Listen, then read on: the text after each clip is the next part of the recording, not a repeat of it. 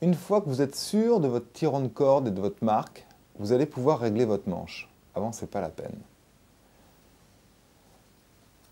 Regardez, avec cette petite latte de bois, vous allez comprendre ce qui se passe dans votre manche.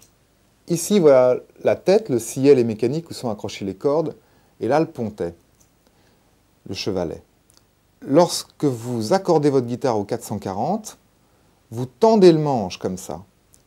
Alors, en gros, si c'est du 12-52, vous êtes tendu comme ça. Si c'est du 10-46 comme ça, si c'est du 9-42 comme ça. Et à l'intérieur de votre manche, là, dedans, il y a une tige de réglage qui contrebalance cette tension. Plus vous la serrez, plus vous le tendez. Donc vous avez compris, si vous avez un gros jeu de cordes, vous allez tendre beaucoup la tige. Si vous avez un petit jeu de cordes, vous n'allez pas la tendre trop. Ça dépend aussi de l'usure, du séchage, etc. On va voir ça en fonction de chaque Gibson, chaque Fender et chaque Folk.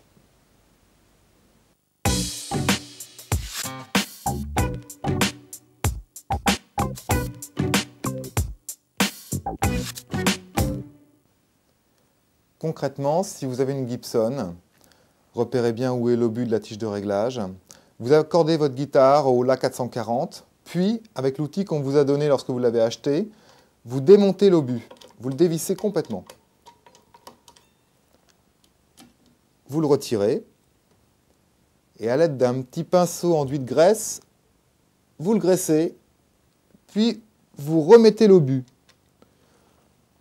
Vous allez voir, ça va coulisser tout seul.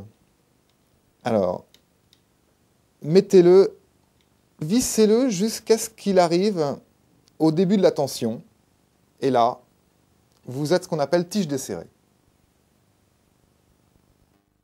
Pour régler la hauteur des cordes maintenant, nous allons utiliser ces deux petites molettes ici.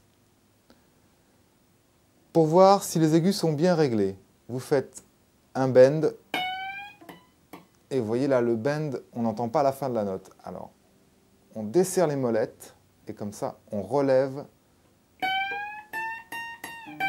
Voilà, là, ça passe. On va le faire passer un peu mieux. Voilà, là, on a un bon bend.